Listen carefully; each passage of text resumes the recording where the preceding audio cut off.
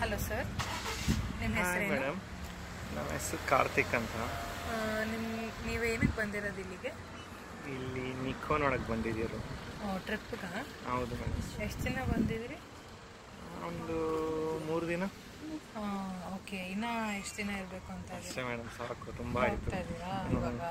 ಅಷ್ಟೇ. Okay, so ನಿಮ್ಮ ಪ್ರಯಾಣ ಮುಗ್ದಿದೆ ಹಂಗಾದ್ರೆ ನಿಕ್ಕೋದು? ಹಾಂ, ಆಯ್ತು ಮೇಡಮ್. ಓಕೆ, ಸೊ ನಿಕ್ಕೋ ಪ್ರಯಾಣ ಎಲ್ಲ ಫುಲ್ ಹೆಂಗಿತ್ತು ಸರ್?